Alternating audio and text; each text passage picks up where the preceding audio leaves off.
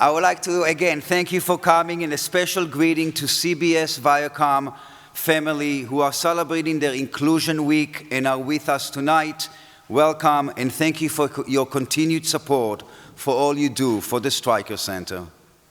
At Temple Emanu-El, we strive to create programs that reflect the Jewish values of exploration and debate, respect for history, and promotion of social justice.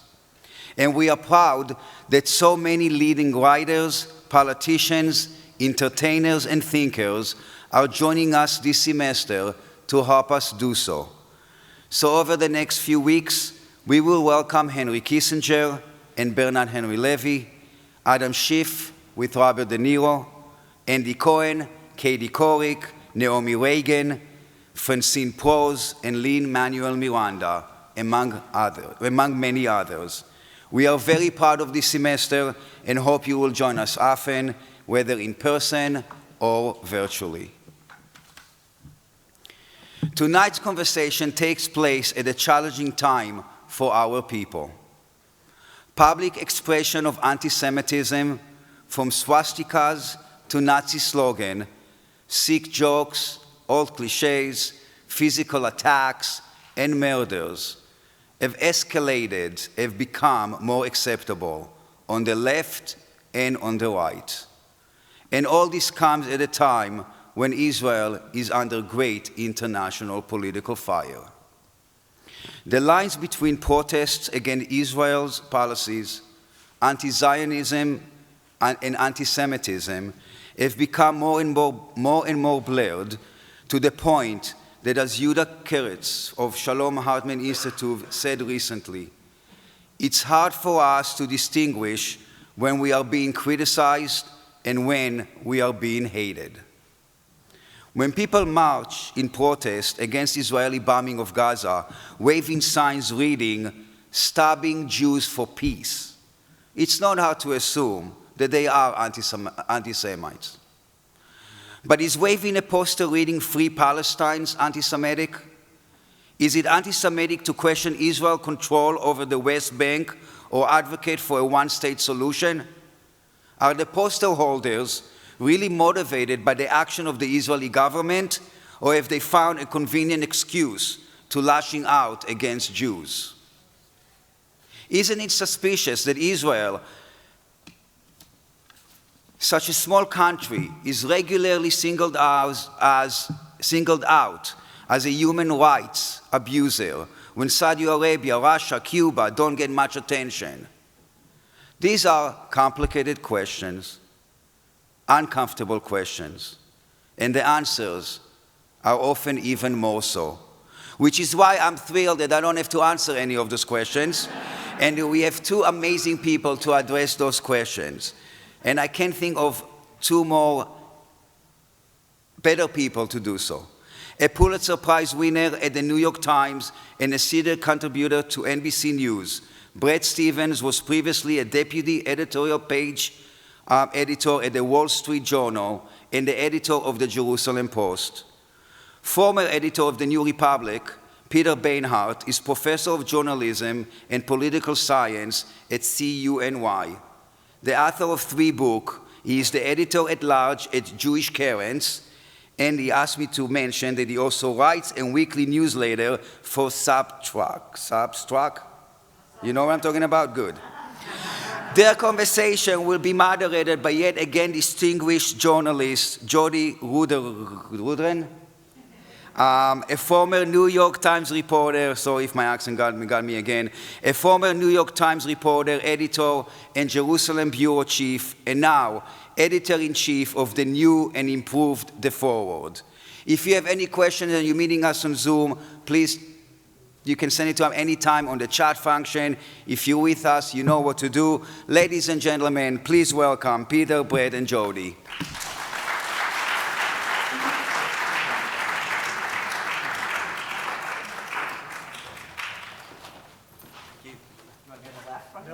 You need to be on the left. Let's put Bret on the left and Peter on the right. That's my first change. Okay, good. I'm on here? Yeah. You're on their left. So Right, I was going to say, it depends on, it's all relative.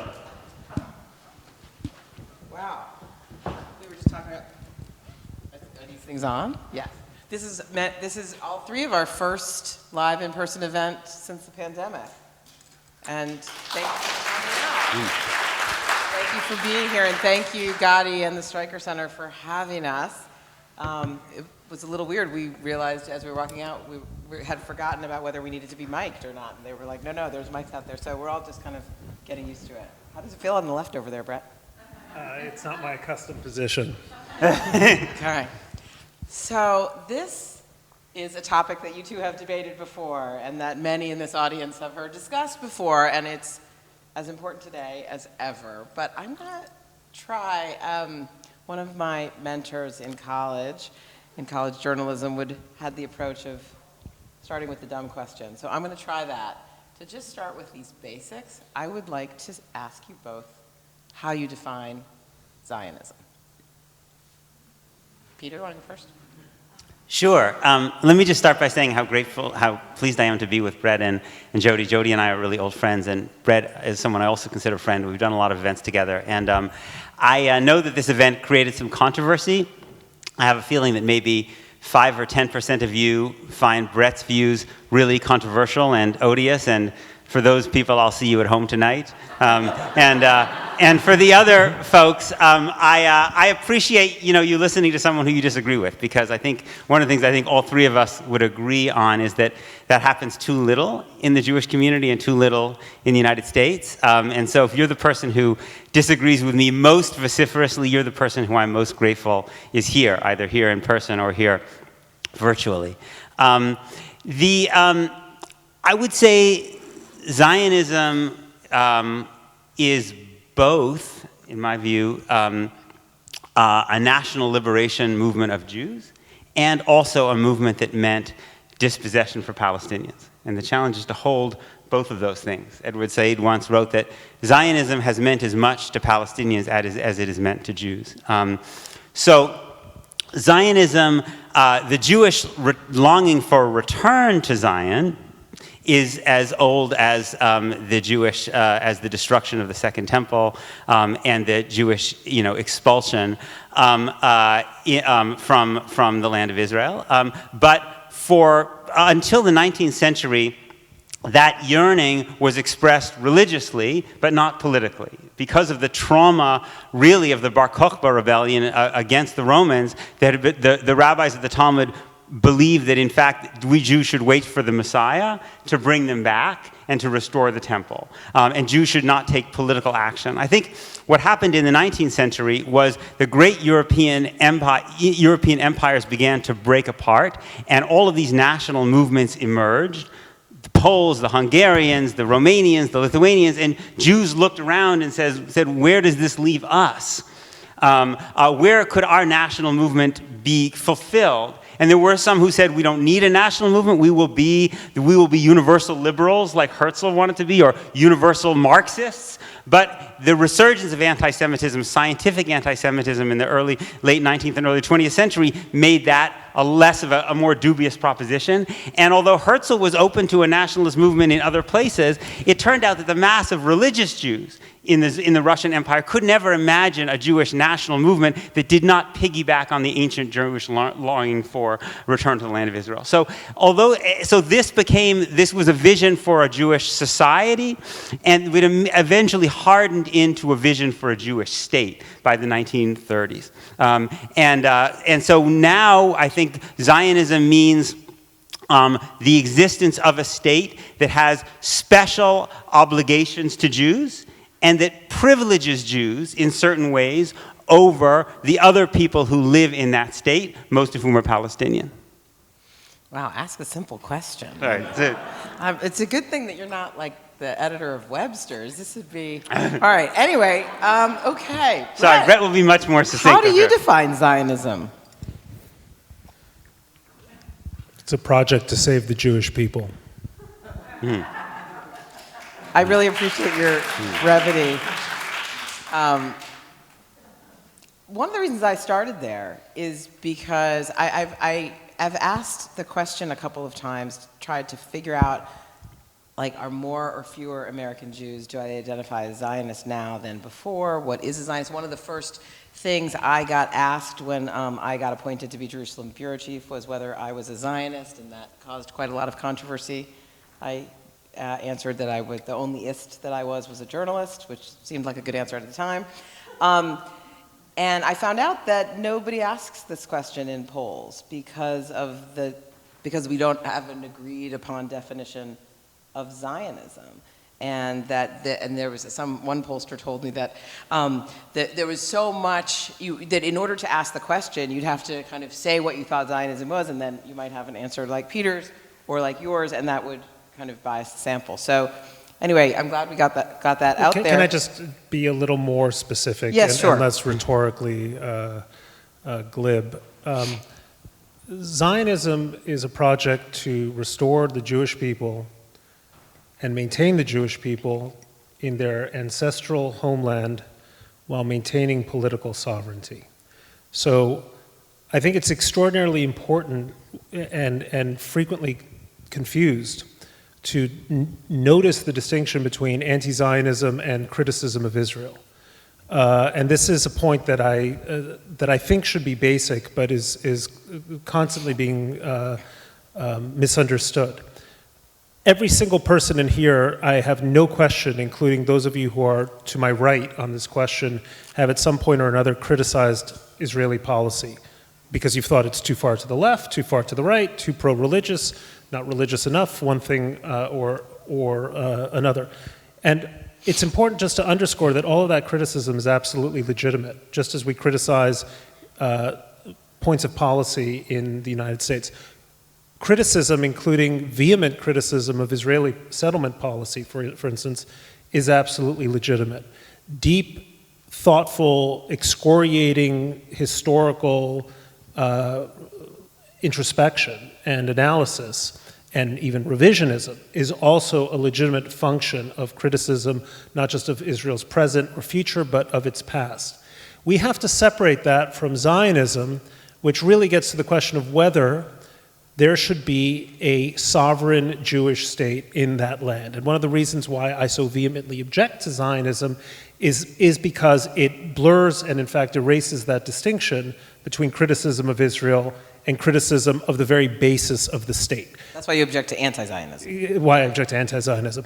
Look, there's all kinds of things that I don't like about Russia, and we could spend a long evening discussing the awfulness of the Putin regime and one thing or another. I am not against Russia.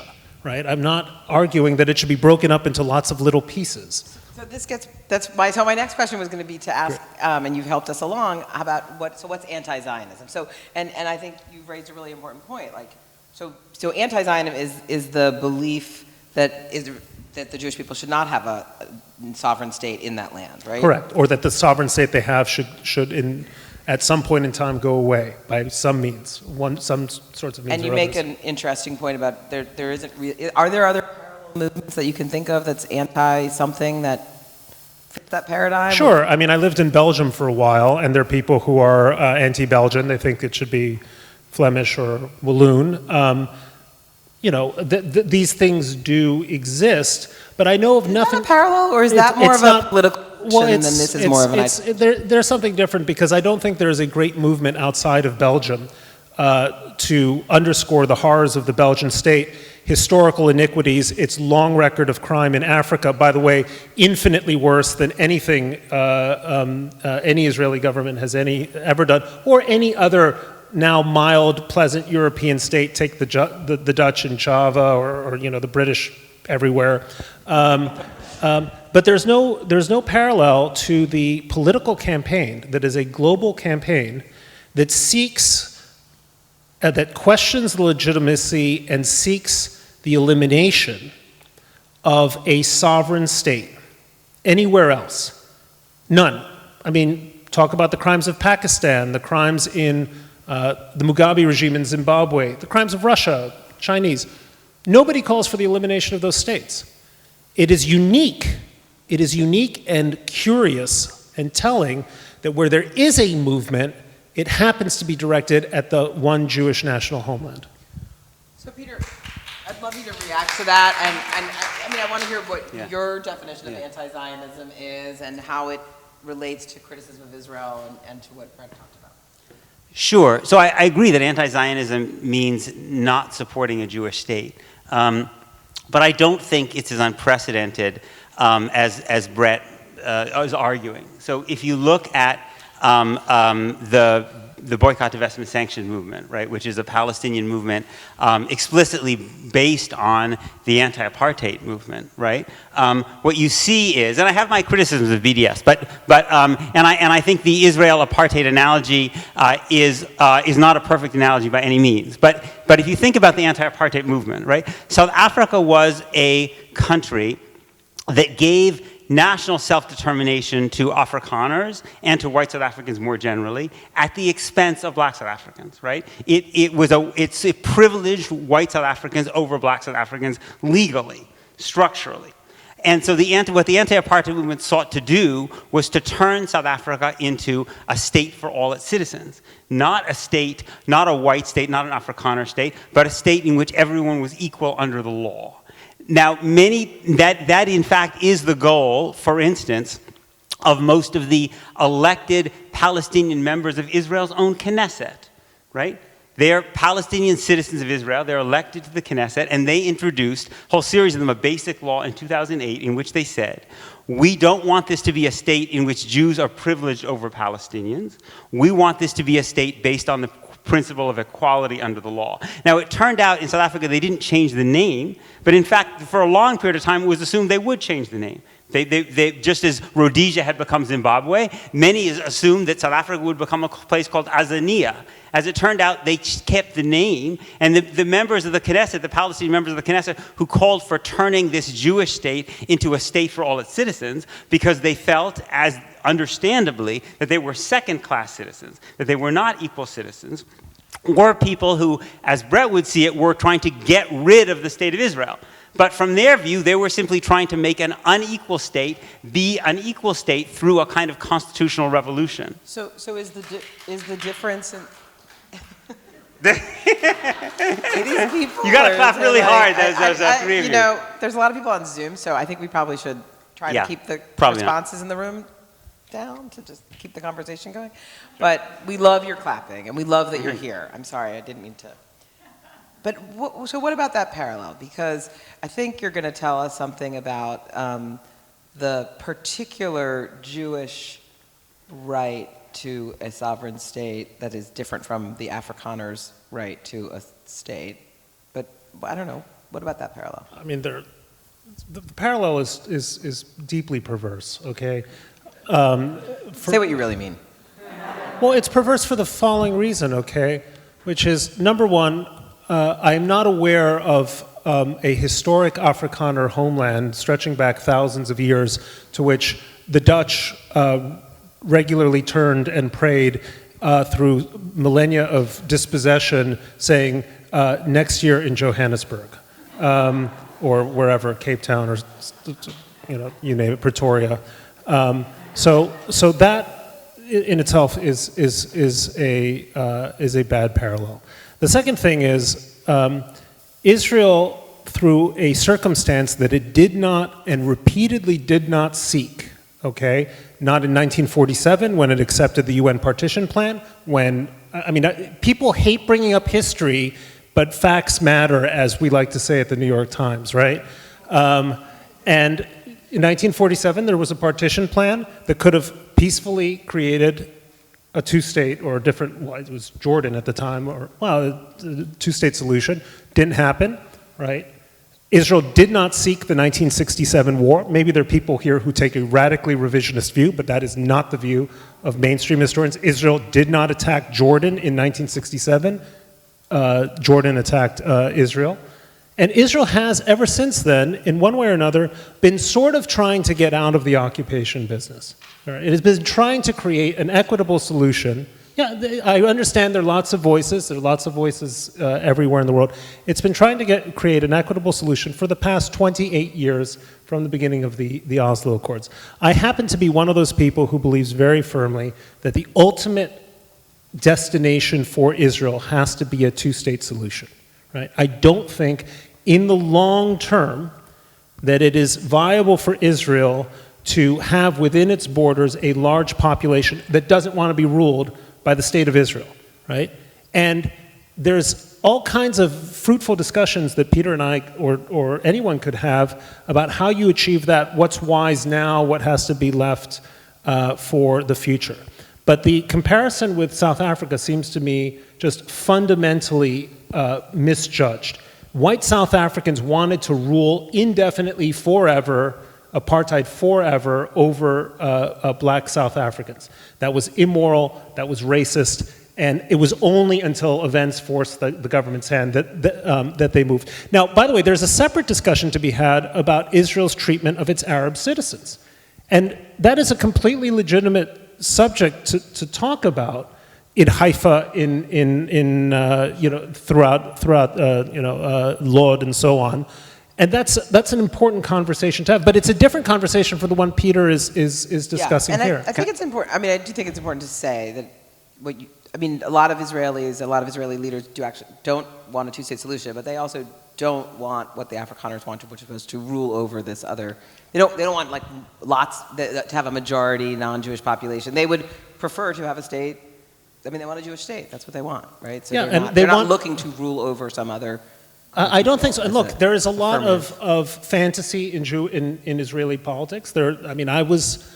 It may surprise some of you in this room that I wrote repeated columns hoping that Benjamin Netanyahu would leave office for Congratulations. All kinds of, let's see how long there's a budget coming up in 2 weeks and he might be back in office, right? There are all kinds of Israelis who have fantastical, messianic, foolish ideas about political outcomes which seem to me fundamentally unrealizable. Be that as it may, okay, the alternative to what I'm proposing, some kind of two-state solution at some point in time, seems to me the high road to the destruction of Israeli and Jewish life in that area, and a recipe not just for what we're seeing in Lebanon, but what we've seen for the last decade in Syria. And it boggles my mind that any person, but particularly any Jewish person, could want that sort of outcome. Well, just going back to your definition of Zionism, a state like the one Peter is describing is not a Jewish state, is not fulfilling that part of that philosophy. I mean, it is not a Zionist outcome to have that kind of a state. I just want to say one thing briefly, and I know I've been speaking a little too long. If you actually examine, say, Denmark, okay, I mean, the most anodyne, pleasant country imaginable in Europe, right? As I understand it, if you live in Denmark, you have to pay a tithe to the Lutheran Danish church, right? There are taxes. There are a series of laws in Denmark, and if you go through other European states, that privilege certain expressions and types of national identity, right? Now, you can object. This is fundamentally different from the American model. But if you believe in the concept of the nation state, and it happens to be the dominant concept for most countries in the world, you will find that there are, in a sense, privileged groups and there are outgroups. Now, we as Americans may find that unlikable because it goes against the grain of what we are as America. But I think it is a species of American arrogance to presume that every other country in the world ought to follow the American e pluribus unum model. They don't. It doesn't happen. So we have to accept the world as it is and think that the idea of a nation state that nonetheless is democratic, that nonetheless aspires to liberal ideals, that nonetheless attempts to treat its minorities with dignity and respect, is one that we ought to respect. So, I want to let you respond to all that, because I know you said a lot of things, but I'm going to just give you another pitch for that, to frame it a little bit, which is just, I'm glad Bret brought up that his own support for the two-state solution, and you were for a very long time like a standard bearer of the liberal Zionist ideal for a two-state solution, and a strong critic of Israeli policy, but a strong Zionist too. And then, of course, last summer you wrote this famous New York Times column, "I no longer believe in a Jewish state," was the headline, and I want to understand where that positions you in this. Are you an anti-Zionist? Peter only writes famous New York Times columns. I only write infamous New York Times columns. Anti-Zionist, non-Zionist, what's the... No, I would identify myself as a cultural Zionist. So there was a Zionist tradition associated with Echad Ha'am, for instance, Herzl's great adversary, continuing on with people like Martin Buber and others who believed in the importance of a Jewish society in the land of Israel, but they didn't believe it had to be a Jewish state that privileges Jews over Palestinians. So that's the tradition, because I believe that a Jewish society in the land of Israel is really precious and important. So let me just try to respond to a few things that Bret said, because he said a lot. First of all, on the Israel-South Africa analogy, there are important differences, but it's worth noting that some people who know quite a bit about apartheid South Africa, like Bishop Desmond Tutu, who won the Nobel Prize, or Cyril Ramaphosa, the current president of South Africa, virtually almost everyone in the African National Congress orbit who fought against apartheid South Africa and has spent any time in Israel sees Israel as an apartheid state. And if you have not, I would encourage you seriously to read the B'Tselem and Human Rights and Human Rights Watch reports that came out earlier this year. B'Tselem is Israel's most kind of well-known human rights organization. Human Rights Watch is probably the most important human rights organization in the world. Bret says Israel never really set out to dominate the Palestinians. Well, think about it how it might look from a Palestinian perspective, right? 700,000 or so Palestinians were expelled at Israel's founding. Now, we can get into the weeds about the circumstances under which that happened. I don't see it the way Bret did. I think, in fact, the Zionist movement had no intention of really accepting a partition in which there was going to be really a 50% Palestinian population within the Jewish state. But putting that aside, Israel expelled those people. The Haganah reports themselves acknowledge that most of those people were expelled by Israel, and Israel did not allow them to come back. By what moral justification do you have the right to kick people out of their homes and tell them they can't come back? And then Israel put its own Palestinian citizens under military law from 1948 to 1966. So Palestinian villages were under curfew. You needed military permission to leave your village for overnight. And then in 1967, Israel conquered the West Bank and Gaza and put those people under military law. So they also needed military approval to travel. They became subjects of the Israeli state. They couldn't become citizens. They couldn't vote for the government that controls their lives. They didn't have due process. And it incentivized Israeli citizens, Jews, to move into those territories while enjoying all of those rights that their neighbors did not have, right? And so we can say that the Israeli government really, really, really wants to create a Palestinian state and really wants to end its fundamentally undemocratic control over millions of people who live under its control and have fewer rights than a black person in Mississippi in the 1950s, because black Americans were at least citizens of the country in which they live, whereas West Bank Palestinians live under the control of the Israeli state and cannot even become citizens of the country in which they were born, and oftentimes their parents were born. We can say Israel doesn't want that, and yet Israel pays Israeli Jews every single day to move into the West Bank. It doesn't just permit them, it pays them by making it much cheaper in a whole series of ways to live in the West Bank than it does inside Israel. And then I want to one more point. On the question of Israel versus Denmark. Israel is very, very fundamentally different. First of all, there are countries that have preferential immigration policies in various ways. But there is no country that I am aware of, other than Israel, at least certainly in the European countries, in which any Jew, even if you've never lived there, can come and become a citizen on day one, and no Palestinian can go and become an Israeli citizen, even if you were born there, or your parents were born there, right? Israel has essentially virtually no path to citizenship for Palestinians, and any Jew around the world can become a citizen on day one. Secondly, it's important to understand the way the Israeli state functions even inside the Green Line. When you look at something like land, right? The Israeli state controls 93% of the land in Israel. It parcels out that land for development through something called the Israel Land Authority. The 12 of the 22 seats of the Israel Land Authority, 10 are given to the Jewish National Fund, whose mission statement is the development of land for Jews. So that's why, even inside the Green Line, although Palestinians are 20% of the population, Israeli Arabs, they live on about 2 or 3% of the land. And there's been virtually no new Arab-Israeli municipality created since 1948. Now imagine if you were a Jew living in the United States, and most of the land was controlled by the government, and it was handed out by an institution that was explicitly a Christian institution. Would you feel like a first-class citizen? I don't think you would. So that's why it's really not crazy or pathological for Palestinians to be anti-Zionists. It simply means they want equality under the law.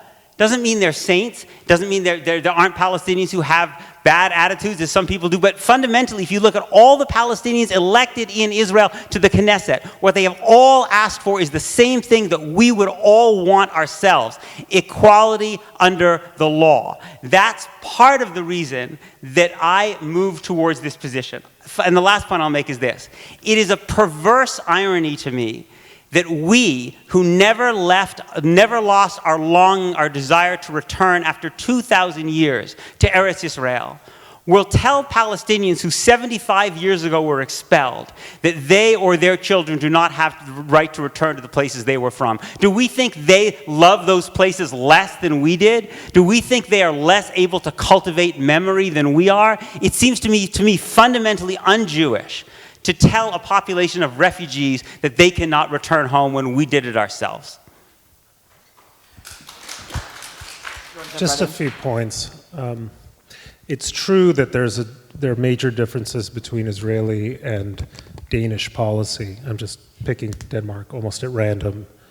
One difference is that, to my knowledge, the Danish people don't have a 2,000-year history of other people trying to murder all Danes. That's kind of, to me, basic. And it's not like a sidebar to Israeli history, because a Palestinian state could have come about very simply at multiple turns if Palestinians and their allies in the wider Arab world had stopped shooting at the Jews. But hang on, this is really important, okay? We all lived, you were there in the Intifada. Israel relinquished, in fact, Israel has relinquished, this may astonish some of you, I think Israel has relinquished, as a proportion of the territory it once controlled, more territory than any other country in the world. Some of you may be surprised, I'm from Mexico, okay? Right? It may surprise you to learn, okay, that some Mexicans are kind of pissed at what went on in the Polk administration, all right? I hate to tell you, Americans... For good reason. I hate to tell you this, America, all right, but a lot of the land has been conquered. There used to be a thriving Greek population in the area that is now Western Anatolia, Turkey. Izmir was a thriving Greek city. It is not that any longer. Now, it is true that we can argue about the historical merits of those situations. Transfers of population were commonplace. Just ask large numbers of Germans today who suddenly found themselves as Poles, or suddenly found themselves as ex-Poles, or so on. We have to accept that there is a historical reality, and the problem I have with Peter's position, okay, is that he, to borrow a phrase from Eric Hoffer, he demands that Israel be the only country in the world that behaves like a Christian nation. And that is problematic, because again, the abiding fact here, okay, the abiding fact is that Israel has been, in fact, seeking peaceful arrangements with its neighbors from the very beginning. They are now actually starting to get it, which is the most promising moment in broader Middle Eastern history in the last year with the Abraham Accords. I am hoping that with a broader circle of peaceful relations between Israel and its neighbors, that can come to the Palestinians. But let's not dehumanize the Palestinians by denying them agency. When Hamas says in its charter, it means to wipe Israel, it means to wipe the Jews out of the land, they mean it. And I've met with many Hamas leaders in many visits to Gaza when Ismail Abu Shanab said to me this very thing. He means it. And I respect him for that. I respect him for the honesty of telling us it is the intention of Hamas, which, by the way, would take over the West Bank in a second if elections were held. It is the intention of Hamas to wage war and eliminate the Jewish state and eliminate the Jews in the Jewish state. So, Bret, you're being incredibly helpful to the moderator because you keep leading me to my next question. So I want to thank you for that, which is to get back to the central core of the topic tonight, right? Which is, so we've talked a lot about Zionism and anti-Zionism and Israeli history and Israeli policy. So let's talk about the overlap between anti-Zionism and anti-Semitism. I think The way I see it, it seems like there's a Venn diagram. We had kind of an interesting case study of this with the Sunrise DC pullout of the rally that we can talk about in a minute. But I want to, it seems like so we've talked about what anti-Zionism is. We can get into more what anti-Semitism is. But I wonder, Bret, do you think that all anti-Zionism is anti-Semitism? And Peter, do you think that anti-Zionism is totally separate from anti-Semitism? No, I don't think all anti-Zionism is anti-Semitism, but a suspiciously large percentage of it is. And let me explain what anti-Semitism is, because I think most people don't understand. Anti-Semitism is a political program connected to a conspiracy theory which holds two things. Number one, Jews are swindlers. Number two, Jews are imposters. The anti-Semitism that emerged in late 19th century Europe said that Jews were imposters who claimed to be German, French, English, Europeans, but in fact were Semites. We're not from Europe, we're not from those countries, and not only were they imposters, they were swindlers. What were they trying to swindle real Europeans out of? Their industry, their land, one thing or another. And so anti-Semitism was a political program to oppose that effort by those Jewish swindlers and imposters, to expose them and to punish them. What is anti-Zionism? Anti-Zionism is a political program matched to a conspiracy theory that says that Jews are imposters and swindlers. They are imposters because they claim to be native to the Middle East, to the Holy Land, but they're not. They're Poles, they're Galicians, they're people from God knows where. And they're swindlers, and what are they trying to do? They're trying to swindle Palestinians out of their land. And you heard a version of this, if I may say, in Peter's original definition of what Zionism is. Because I don't think Zionism came into existence with the idea of dispossessing Palestinians from their land and stealing their land. I don't think the history of Zionism actually, in the main, shows that. And so it's quite possible, by the way, not to have hateful ideas about Jews and still essentially subscribe to anti-Semitic or anti-Zionist, an anti-Zionist conspiracy theory, which claims that Jews there are doing something which, in my view, they are not. So, Peter, I'd love to hear whether you have a different definition of anti-Semitism. Sorry, just to talk more into the mic. Whether you have a different definition of anti-Semitism or which parts of it you share, and also getting back to then, do you believe that some anti-Zionism is in fact anti-Semitic? And what percentage exactly? Sure. First of all, I don't think I said that the intention of Zionism was to dispossess Palestinians. I said the effect of Zionism was to dispossess Palestinians. There are certainly anti-Zionists who were anti-Semites. Louis Farrakhan, as far as I know, is an anti-Zionist. He's certainly he's certainly also an anti-Semite. I think David Duke is both an anti-Zionist and an anti-Semite. Hamas's first charter, I agree, was both an anti-Zionist and an anti-Semitic document. It revised that charter in 2017 and took out a lot of the anti-Semitic elements. It's still an organization that has an ideology that I fundamentally oppose. But it's important. But when one thinks about this Venn diagram, it's important to remember that there are also a lot of Zionists who are anti-Semites, right? I mean, Donald Trump was a Zionist, right? And he spewed more anti-Semitism from the Oval Office than any president in many decades. Viktor Orban is an anti-Semite, right? He was a big Zionist, right? In fact, Theodor Herzl himself, in his diaries, if you read Herzl's diaries, Herzl says that the anti-Semites will be some of our greatest champions in supporting a Jewish state. Arthur Balfour, the namesake of the Balfour Declaration, was an anti-Semite. He was one of the supporters of the Aliens Act in 1905 in Britain that kept Jews from coming to the UK. One of the reasons he liked the idea of a Jewish state was he didn't want Jews in Britain. So there is a Venn diagram in which some anti-Zionists are anti-Semites, some anti-Zionists are not anti-Semites, and some Zionists are anti-Semites and some Zionists are not. In fact, I don't think it's true empirically that anti-Zionists are more likely to be anti-Semitic than Zionists.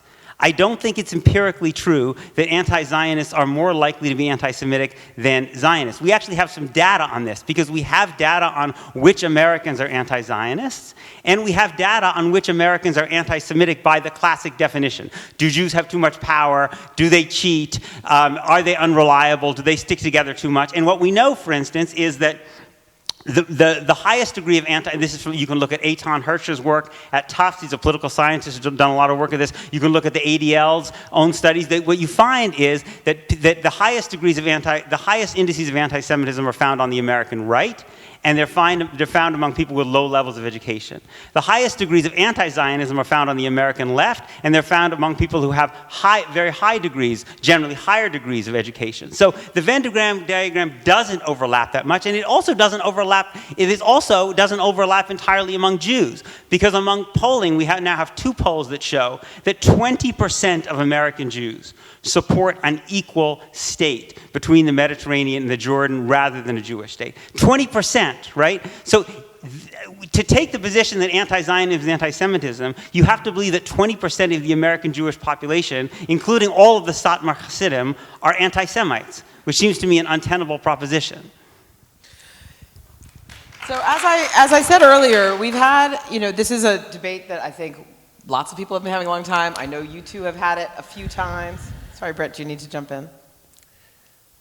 Look, I feel there's something going on. Do you need to say something? This is Bret's exasperated look. I've seen it so many times. 4 years ago at the Dyke March in Chicago, Jewish marchers carrying a rainbow flag that happened to have a Star of David got kicked out of the march. All right.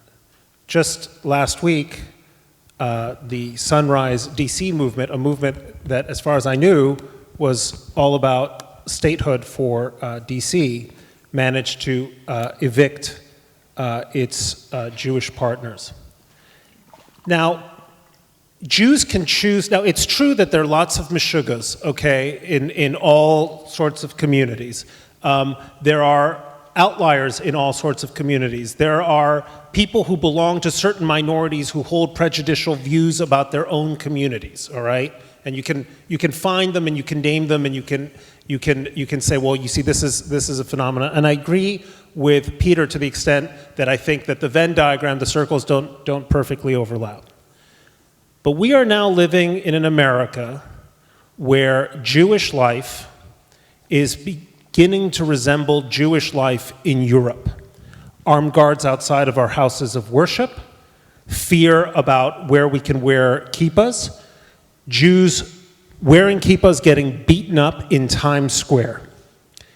And if you know anything about Jewish history, it's that you ought to have a nose, an instinct for danger, an instinct for the sense that there is something in that particular water that augurs ill, not for the Zionists, not for right-wingers like me, but for Jews.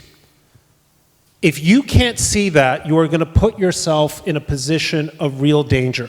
So we can have these kinds of discussions in which we parse what exactly is an anti-Semite and what exactly is an anti-Zionist, and being clever, educated people that we are, we can find minute distinctions and we can note exceptions here and there. But a central point has to remain that so many of the tropes that define anti-Zionism, the excesses, the libel, the outrageous claims about genocide, deliberately harvesting the organs of Palestinian children, all of these have an uncanny resemblance to not decades but centuries of classical anti-Semitic tropes. When Donald Trump was on stage talking about Charlottesville or one thing or another, right? Most of us had the good sense to understand that when he talked about good people on all sides, right? If you parsed his language, maybe he can claim that he wasn't speaking about the neo-Nazis, but all you had to do is smell and have a brain to understand that there was something profoundly foul about what that guy was saying.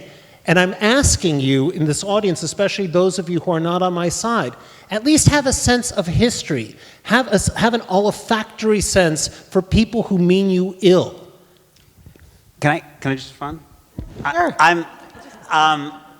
I think what Bret is saying is important, but I would cast it in a somewhat different way. I would say, by Bret's definition, if anti-Zionism is essentially anti-Semitism, or almost always anti-Semitism, then almost all Palestinians are anti-Semites.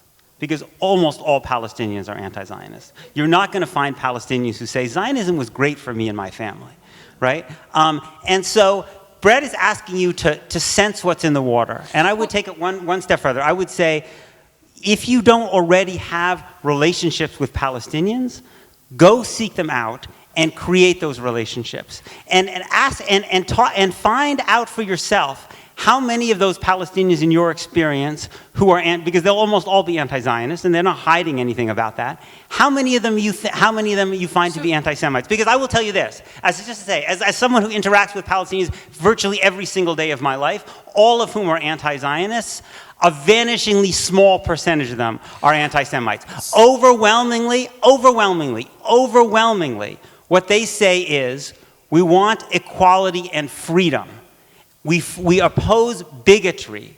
That may seem strange, but the closer you get to Palestinians, I would predict, the less odd that will be. I want to bring this back a little bit to the United States and to the discourse here and the politics here, and how these questions of anti-Zionism and anti-Semitism are playing out and affecting us and affecting our discourse. And I think it's important to say also that one of the things that Bret is talking about, I think, is really just about, his perception about the danger of anti-Semitism. And I think one of the questions for you, Peter, is, after I give you a little bit more background of what I want to ask, but is really like, are you also worried about anti-Semitism, and are you worried about the overlay between anti-Zionism and anti-Semitism, separate and apart from the fact that all of these anti-Zionists that you know and work with are not anti-Semitic? But I want to just offer a little bit more. As I said, this is an ongoing, age-old question, and yet we've had a bunch of stuff in the news just recently that has really brought this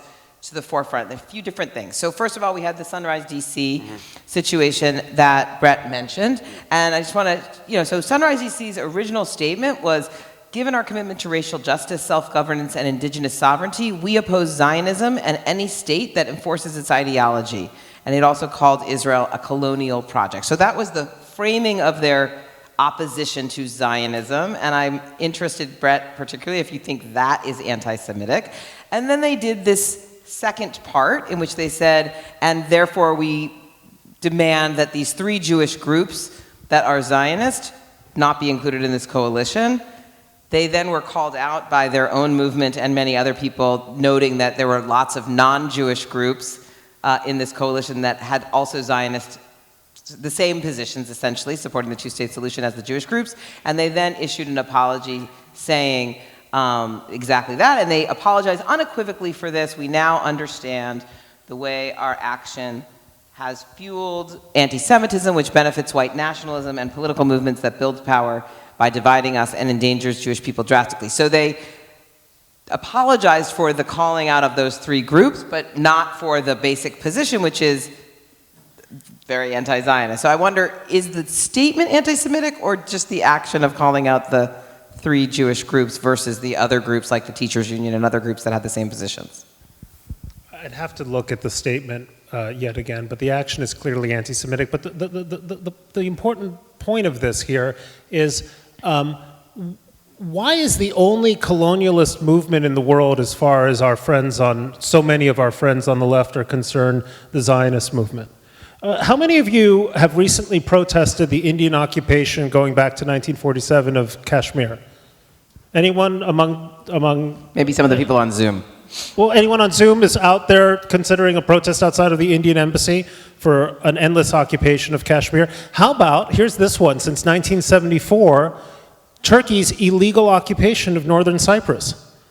How is that one going? But don't people have the right to protest whatever they want? Yes, of course they have the right. And I have the right to be suspicious of their selectivity, right? It's an astonishing fact that the only form of colonialism that young people on college campuses have any sense of, so they claim, and I'm putting colonialism in quotation marks, happens to be the Jewish state's alleged colonialism.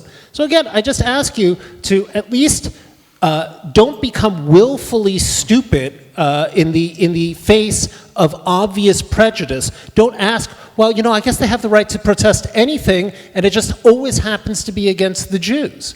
I mean, at some point you have to say, gee, this is kind of odd and suspicious that every single instance, Sri Lankans and the Tamils, I mean, I could go on endlessly, right? How much would I bet that no Yale graduate, except Southeast Asia specialists, have any idea that Sri Lankan Sinhalese occupied Tamil territory and have done so through unbelievable violence? The program on Sri Lanka is tomorrow. Can I respond to that? Yes, but I really want to get you guys to talk about, so we've got the Sunrise DC situation. Yes. We also had Sally Rooney's refusal to have her novel translated by an Israeli publisher as part of the BDS movement. And before that, we had Ben and Jerry's pullout from the West Bank, and from West Bank settlements, or promised to pull out. And lots of people have said all of these things were anti-Semitic. Discuss. I think Sunrise DC's decision was wrong and anti-Semitic because they held the three Jewish organizations to a standard that they did not hold the non-Jewish organizations standard to. So, for instance, the American Federation of Teachers is also a Zionist organization, and they didn't boycott them. There were two Jewish organizations, by the way, which they didn't protest because they weren't Zionist organizations, Ben the Ark and I think the Workmen's Circle, but they applied a different standard to the Jewish Zionist organizations than they did to the non-Jewish Zionist organizations. And I wrote that actually this week. But I wanted to just say one thing about Bret, because I think this point that Bret makes, and he makes it very eloquently with a lot of interesting historical examples, geographic examples, is an important one to respond to because it comes up so often. It's actually exactly the same argument that many people made about the anti-apartheid movement. They said, why South Africa when at least as bad things are being done all across the world, and much of it on the African continent, the Congo, horrific human rights abuses. Why all the obsession with South Africa? Why all the obsession with the Palestinians now? Because the Palestinians, virtually all of Palestinian civil society came together 16 years ago and said, boycott. There is really no equivalent boycott movement that has the support of the entirety of civil society that like the Palestinian movement. And ethically, it is completely different to boycott when you are being asked to boycott versus when you're not being asked, right? So the reason the BDS movement did not emerge in Norway or Denmark, it's a Palestinian movement in which Palestinians said, we will accept the pain that would come from you not investing in this place because we believe it's a nonviolent movement for change. There is not equivalent a movement in Saudi Arabia or in many other parts of the world. In some places there are embryonic movements like that, and I support them. I have my criticisms of some aspects of the BDS movement, but if one looks at why people focus on Israel-Palestine, it is fundamentally because the Palestinians have asked them to do this in a way that in many of the other conflicts you don't have that.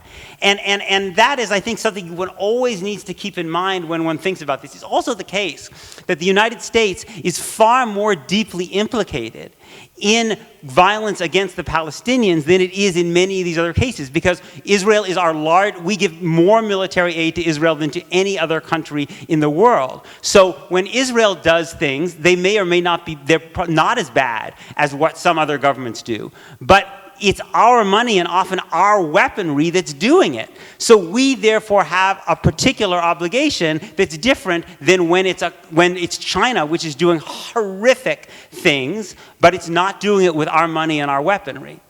Sorry, but I just have to respond briefly.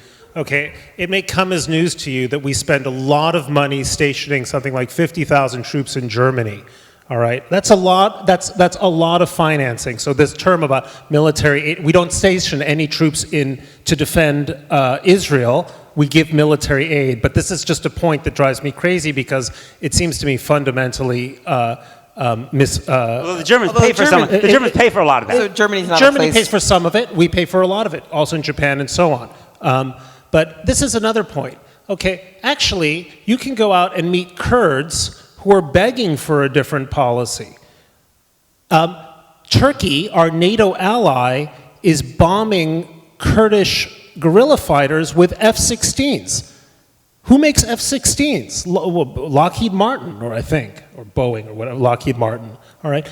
And yet, mysteriously, we have yet to discover a large movement of college students who are, or leftist activists, who are deeply engaged in Kurdish activism. It is true, it exists kind of at the margins, you've maybe heard of it, right? Is it a phenomenon? Now, it gets back to a single point. Why are we consistently singling out the Jews? And why has this been a pattern that not only exists today and in most of our lifetime, predating 1967, by the way, but going back to the boycotts of Jewish businesses in Germany in the 1930s and stretching back thousands of years? And it just is amazing to me, and in a sense, a sign of a deep failure in, I would almost say, Jewish civilization, and I don't mean to say that Peter represents a deep failure of Jewish civilization, a shallow failure of Jewish civilization. That's a joke, I'm sorry. All right? But a deep kind of innocence about the fact that for reasons that are almost incomprehensible, the world has meant us ill for a long time and still does. When people were getting beaten up in the streets of West Hollywood back in May, all right, and Jews were being targeted and singled out, what do you think that was? An expression of a political protest, or people who were using the pretext of a war in Israel to target Jews in streets you know very well? Peter, I want to ask you how troubled you are by that, because I understand that you don't think all anti-Zionists are anti-Semites, and that especially the Palestinians, we heard that, but it is, what do you say about when your allies, people who are at protests with you or on your side, are beating up people in West Hollywood or boycotting groups because they're Jewish or whatever it is that is clearly anti-Semitic? How do you deal with that in terms of your allies? I wanted to say one thing. If you look at the members of Congress who support conditioning or cutting U.S. military aid to Israel, they all support an end to military aid to all human rights abusing countries. So I just think it's worth it, because people often talk about this double standard. In fact, if you look at the Ilhan Omer's and Rashida Tlaib's, they are the most vociferous members of Congress talking about a cutoff of U.S. aid to all human rights abusing countries. And it's actually many of the, so I just want to suggest that there's actually is often a consistency there of hostility. The hostility of those members of Congress to, for instance, governments like Saudi Arabia, governments, all governments that the U.S. supplies military aid to been pretty consistent, I think laudable. On this question, this is really important. Look, anti-Semitism from whatever sort worries me a lot. I mean, I wear a kippah on the street a lot. Me and my family are constantly in Jewish institutions that could be targeted. I think that I think what we see empirically, and there's data on this now from A.L. Feinberg in Texas, and there's also some data in Belgium and Australia, is when there is violence in Israel-Palestine, the violence against Jews tends to spike. It's true. There's Feinberg studies show that basically when there's a certain number of casualties that the Israeli military is responsible for, you see a spike in reported anti-Semitic incidents. And I think what happens here is there is an anger that's produced by that, and some of that anger, hideously, becomes focused on Jews. And we saw some of that in the United States during the war this spring. We saw some of it in Europe. It was horrible. Those people should be prosecuted. They should be repudiated fully. But what I don't think is fair is to tar all Palestinians or all people who support Palestinian rights and who support equality under the law with those people. Just as I don't think it's fair to tar all Zionists with the anti-Semitism of Donald Trump. In fact, most Palestinian leaders overwhelmingly repudiated those terrible acts of violence that we saw in LA, that we saw in New York, as they should have. So I'm going to try to go to some of these great audience questions. Thank you for sending them in or writing them down. The first one, can one envision the idea of a Jewish homeland that does not necessarily entail a Jewish state? especially one which privileges Jews against other geographic inhabitants of a common area. So Peter actually already answered this question by talking about himself as a cultural Zionist and a Hada'am, but I wonder, Bret, what do you think? Can you envision the idea of a Jewish homeland that does not necessarily entail a Jewish state? No. Great. And just briefly, look at Lebanon, where Jews aren't involved. Look at Lebanon. I mean, it requires a kind of unique kind of, I don't know if it's an American innocence or a Jewish innocence, to think, oh, it would work beautifully. But that's what I want to ask you. So so there's a couple parts of this question, right? So the question is about, can you envision it without a state? It's not the trappings of a state that you're concerned about. It's that you don't believe that a state made up of this population would remain a Jewish homeland. No, I think it would end up like every other place where Jews have found themselves in a minority, and then a despised minority, and an abused minority, and ultimately an expelled minority. Look, all of you still feel safe in America, right? In 10 years, you're going to feel less safe, and you're going to want some other place to go. And it's not going to be France, because in France, elderly Jewish ladies get thrown off of balconies, and the murderer is let free. All right? It's not going to be Argentina. It's not going to be South Africa. 20 years ago, there were 140,000 South African Jews. Now I think there are about 40,000 left in the country. And at that point, you are going to want, or if not for yourselves, then for your children or grandchildren, some place where you can go where at least there is agency, and where at least there are means by which Jews can protect themselves against violent abuse. If you don't think, we are turning into a country in which conspiracy theories are almost universally bought. People believe outrageous conspiracy theories about the stolen 2020 election, outrageous conspiracy theories about 9/11. You can go down the list. A country like the United States that can bring itself to believe anything about anything will ultimately believe the worst about Jews. Mark my words. At that point, your grandkids will be grateful for that privilege they have to move to Israel on a moment's notice, get on a plane, and become citizens of a Jewish state. I partly want to ask you whether you think we will be less safe in 10 years, but I also want to ask you this question that has your name on it. Peter, if... We'll probably be underwater in 10 years, but yeah, go ahead. We might not have to worry about anti-Semitism. I mean, we're going to anti-Semitism will be one of the problems we have, yeah. Aquatic anti-Semitism. Peter, if the Jews give up their claim to control the country, is there any question they will be oppressed by Arab majority based on history of Jews in the Middle East? So this is Bret's question, basically. So Bret said, the Jews would become a minority. I have a dirty little secret for you. Jews are already a demographic minority between the river and the sea. The only reason that so when people talk about what the reason that politically doesn't impact them is that most of the Palestinians under Israeli control can't vote. They're not citizens. They lack basic rights. So the real question is, given that I don't think that there's any two-state solution in the offing whatsoever, nothing about Israel's control of the West Bank looks remotely temporary. The real question is, to me, are Jews ultimately safer in one state where they are a minority, where they hold millions of Palestinians as a subjugated class, brutalized under military law, without the most basic rights? That is itself a system of violence. Go and spend 3 hours in the West Bank with Palestinians, and you will see how violent a system it is when you control millions of people for decades and decades of basic. Or are Jews safer in a system of equality under the law?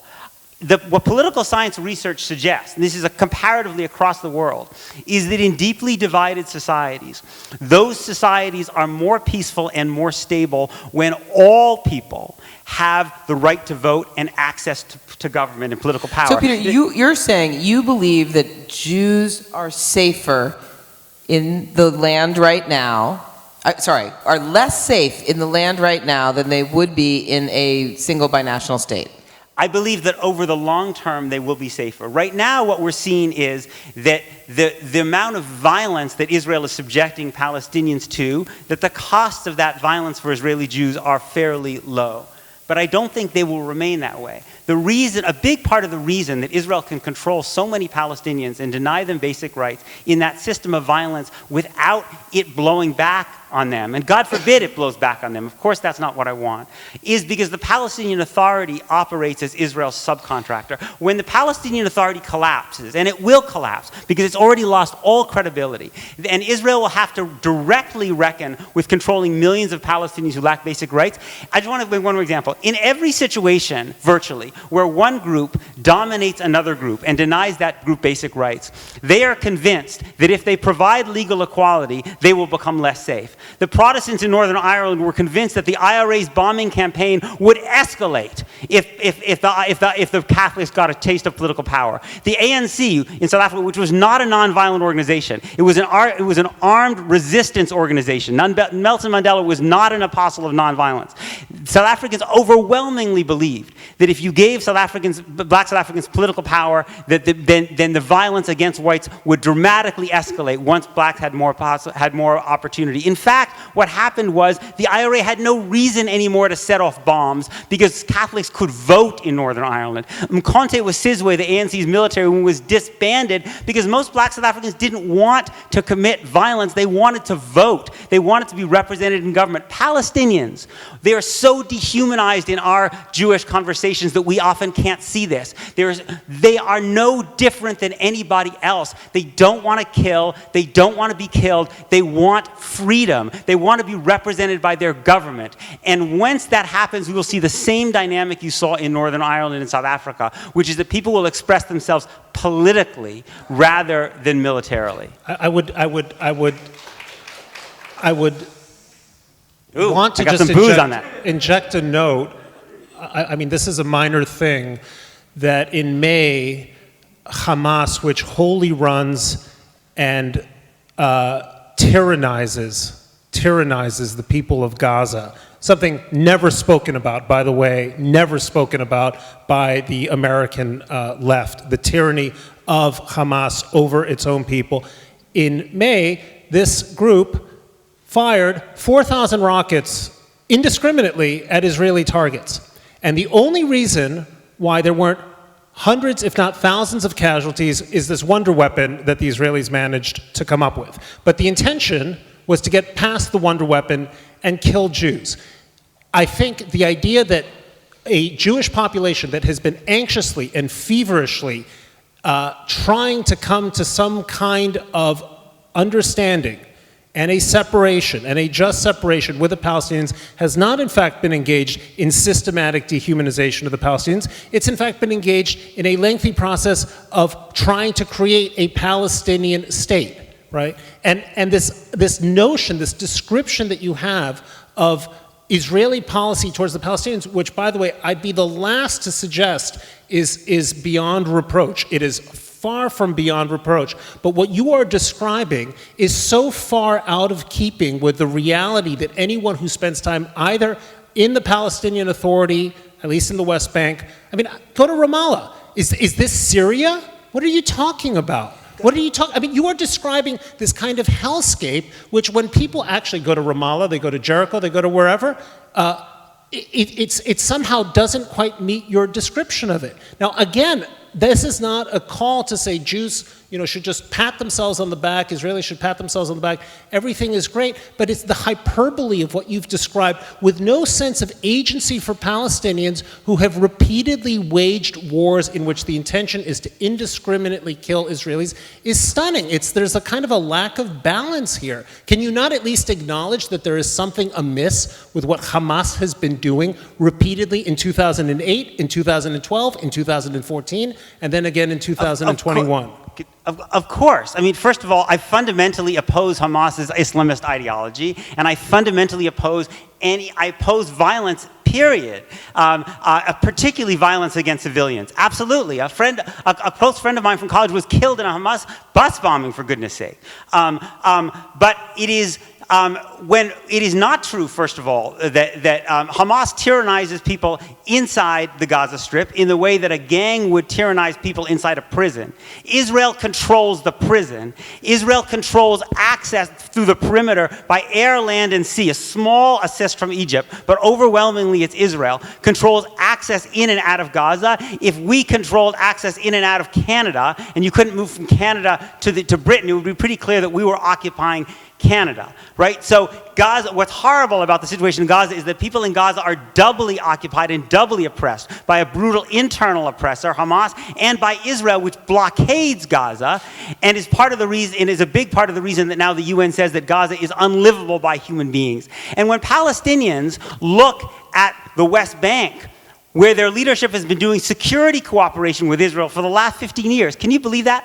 The ANC would never have imagined that in their wildest dreams. They don't have basic rights. They've been doing security cooperation with Israel in hopes that that would convince the Israeli government at least to not continue to subsidize settlements and maybe to support a Palestinian state. By the way, the current Israeli Prime Minister doesn't support a Palestinian state. The last Israeli Prime Minister didn't support a Palestinian state. Do Palestinians see that they get any benefit from this nonviolence at all?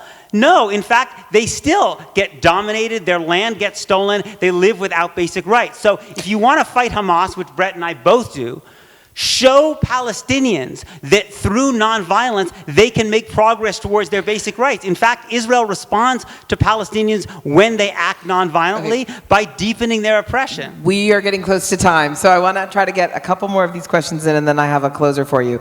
So here's a question from Mr. Stevens.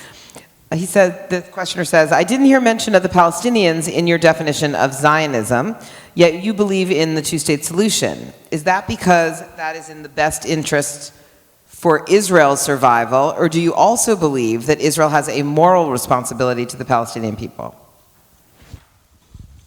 Well, look, Israel's principal moral responsibility is to survive as a state. That is, by the way, definitional for any other state. I think it is deeply within Israel's interest, and I said this earlier, that at some point it separate from Palestinian population politically and territorially. How that happens is a great question. When that happens is a great question. Israelis don't want to indefinitely rule over people who don't want to be ruled by them, and Palestinians certainly don't want to be ruled over or have their lives in any way controlled by another nation. Right? That's normal. So it's within Israel's deep interest. I'm not entirely sure that in the final analysis it is in the Palestinian interest, but that's not really for me to say. I hope that a Palestinian state can become a model for what a small state can be. It can become a Costa Rica or a Singapore or any number of other small countries, or Denmark, that have managed to make small beautiful. And there's no reason, by the way, why the Palestinians shouldn't be able to do that. You look at Palestinians, particularly in the diaspora, they're a remarkably energetic, talented, entrepreneurial, creative community, like so many other communities. Unfortunately, for the past 70 years, they have been in the grip of terrible leaders like Yasser Arafat, like the rulers of Hamas, and with an idea that eventually they will be able to eliminate the state of Israel. That idea at some point may change, and when it does, I believe that Israelis will welcome it with open arms, with the same open arms they welcome peace with Egypt, peace with Jordan, peace with the UAE, peace with Bahrain, and eventually maybe peace with Saudi Arabia and the rest of the Arab world too. I don't think, and this is my core point, whatever else you think about Israeli policy, right? Surely you know enough Israelis in your everyday life to know that these are not people who woke up one day and decided gratuitously to make life difficult for their neighbors. They didn't decide gratuitously, wouldn't it be a great idea if our children could spend 4 or 5 years in the military putting their lives on the risk because we just want an endless conflict with our neighbors. I think we owe it just as a normal human decency to say to the Israelis, maybe they are in fact, first of all, struggling to make things better for themselves and for their neighborhood, and maybe they know something that we here on 65th and 5th Avenue don't know. And we owe them a certain measure of respect that they are operating in their own best interest. Look, no matter what Peter and I say on stage tonight, it makes no difference, okay? It makes no difference. Israel is going to be around. Israel has defied every prediction of demise, of defeat, of losing its demographic, of losing demographically, of losing economically, and so on. I lived in Israel back at the beginning of the century, and everyone predicted that, you know, it was like turn off the light on your way out the door. And here's this extraordinary country that has managed to defy the odds and has managed, to the surprise of many people, to reach peace agreements, to withdraw from territory, to improve its situation. And I think that's what it's going to continue to do. And that's, I think, an astonishing tribute to the ingenuity, the resilience, and the courage of our Israeli cousins. And we owe them some respect, and we at least owe them the respect of not having a totally feckless conversation up here about whether they deserve to exist. They exist. Get over it. They're doing rather better than we expected. And let's wish them well, because Peter's children and my children may find themselves unexpectedly living as neighbors in a very nice high-rise somewhere in Hadera. What about my children? Just ignore my children altogether? And your children. Peter, I'll give you a chance to respond to that. You know, I have to say, it's when I hear Bret speaking, he speaks, I will say, for a certain part of me. I mean, there is a certain voice inside in myself that when I hear Bret speak, I think, you know what, the world is very frightening for Jews. Who knows what's going to happen? And we just need to do whatever it takes to survive. I have that voice inside me. It's probably my grandmother's voice in particular. It's there, and I hear it, and I resonate to it emotionally in the way a lot of other people may as well. But I just can't reconcile it with my basic belief that fundamentally the Torah doesn't begin with Jews. It begins with universal human beings. The essence of the fact that Torah begins with people who are not Jews, Adam, Noah, Cain, the people who built the Tower of Babel, they weren't Jews, fundamentally means that at the core of what it means to be a Jew for me is about the infinite preciousness of all human life. And that includes Palestinian life. And none of us would be people who we would want to feel would feel comfortable at all, were we the kind of people who defended the denial of basic rights to black Americans as existed for most of American history and still exists, or denied the basic rights of some other group. And yet I feel like in so much of this discourse, essentially Palestinian fundamental humanity is considered as contingent. Maybe if they get their act together, maybe one day down the line they will deserve the basic things that we all take for granted. I think Bret said something really important, which is to go see for yourself. I mean, go stand in a home that's slated for demolition, where the home is going to be demolished in days, not because people have done anything wrong, but because they couldn't get a building permit. Because when you're not a citizen and the government is not accountable to you all, it doesn't give you building permits. Or Palestinian families who see the army go into their home at night and wake up their children screaming. And it's not because Israelis are bad people. Of course Israeli Jews are not bad people. It's got nothing to do with them as people. It's that when a state controls people who don't have basic rights, it is the nature of a state to brutalize those people. It is only the existence of rights that prevents people from being brutalized by any state. And the last thing I want to just say is, Bret and I are friends. You may not have noticed this, but we are. And part of the reason we're friends is because one of the things I admire about him is he has the ability, when things like this are over, to put them aside and respond on a human level, which is something I admire and something I try to yearn for myself. But one of the things I would encourage you to think about is why we have no term called anti-Palestinianism. Right? Bigotry towards Palestinians. right? What it would mean if we, instead of only talking about anti-Semitism, which of course we should be talking about, also talked about anti-Palestinianism, also held people to that standard, asked them, is this an anti-Palestinian action? Is this an act of bigotry towards Palestinians? Because if we look through that frame, we would see that, that virtually everybody in Congress is entirely comfortable with policies that can only be called anti-Palestinian because they deny Palestinians the most basic rights. And we would see that Palestinians across the United States, when they try to express their political views, are excluded in ways that are much harsher and more profound than being denied the right to be in the voting rights march. 32 states have laws against BDS, which mean that, for instance, a Palestinian speech pathologist in Texas couldn't work in elementary schools in Texas unless she signed a pledge that she wouldn't boycott the state of Israel. So if we want to be concerned, it seems to be about free speech, as I know Bret is, and concerned about anti-Semitism, let's think also about having a principled opposition to bigotry against Palestinians too. Thank you, Peter, and I'm glad you mentioned your friendship with Bret, because that takes me back to the question I want to close on.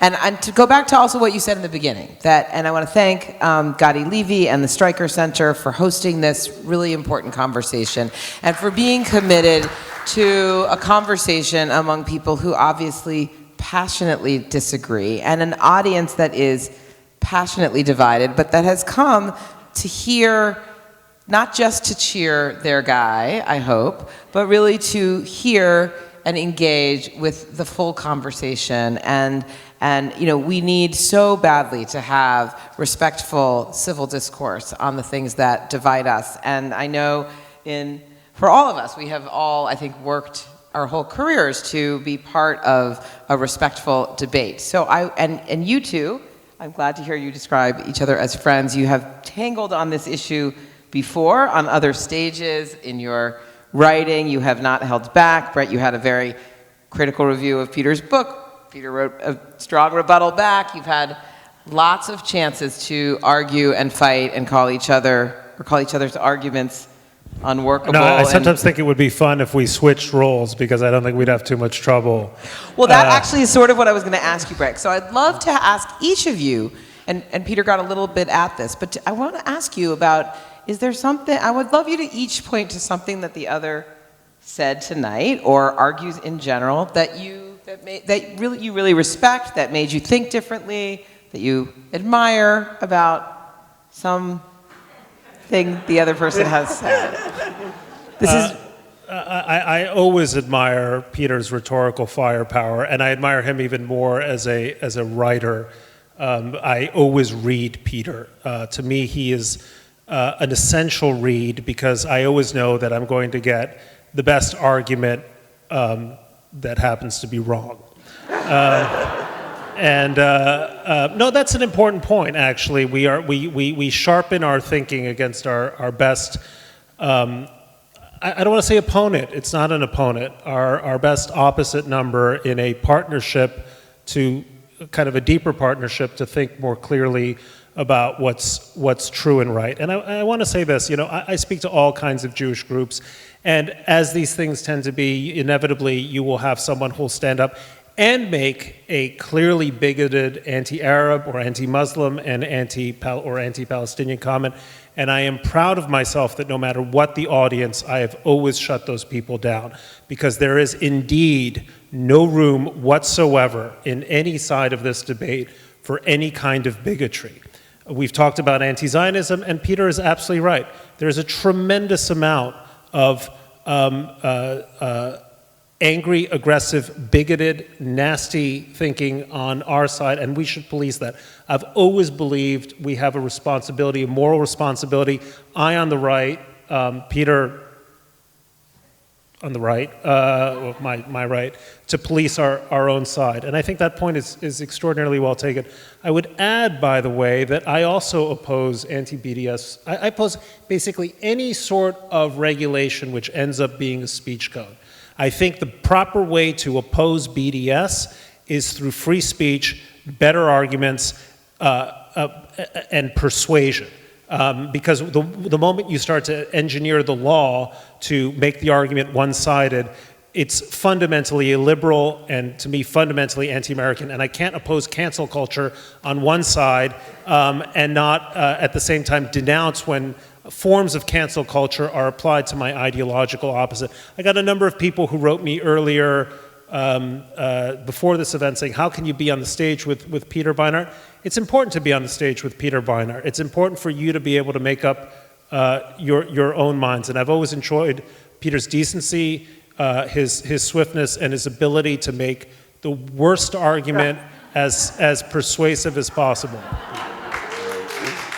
Is that what's called a backhanded compliment? No, I would say genuine. It was very genuine. Let me say something about what I admire about Bret. Bret has, over the past 5 or so years, been through a great moral test that those of us on the left have not been through, because he's a conservative, and he has seen the conservative movement taken over by Donald Trump and forces that are I was never a big fan of the conservative movement. I always thought it had profound problems, but I don't think Donald Trump arose from nowhere. But in Donald Trump, the conservative movement has become fundamentally a threat to the survival of liberal democracy in the United States. And I have watched as an outsider a lot of different conservatives I knew. It's like that book, Rhinoceros, Remember, that book, UNESCO, where certain people just all of a sudden one day turn out and they become a rhinoceros? Like, where the heck did that come from? That's been what it's been like watching conservatives. I mean, wait, I knew that person. I can't believe what they're saying now. These goes for people I know and people I read. It's terrifying to me. And I imagine that being one of those people who did not become a rhinoceros solidified himself as an anti-rhinoceros by saying that he was going to fundamentally reject Trumpism and what the Republican Party has become. If you come from the world that Bret's from, not the world that I'm in, where you have a lot more close relationships in that world, I suspect it was not always fun. And I suspect it might even have something to do with the fact that Bret had to leave the newspaper he was writing for, although he would know more about that than me. So he actually paid a real price, although he managed to do pretty well for himself. So that takes courage. And I really believe that if American liberal democracy is going to survive, it's going to survive in part because we on the left can get our act together, but at least as much, if not more, it's because we have people like Bret Stephens who are willing to break with their own compatriots in support of the Constitution. And that's what he's done, and I admire it. Very nice. And if liberal democracy is going to survive, it is going to be also partly because of the Streicker Center and forums like this, and organizations like the ones that we work for that promote debate and engagement on the issues that matter. So thank you all very much for coming. Thank you again to Gadi Levy for hosting and for organizing this event. And thank you to Bret Stephens and Peter Beinart for being such brilliant debaters. Good night.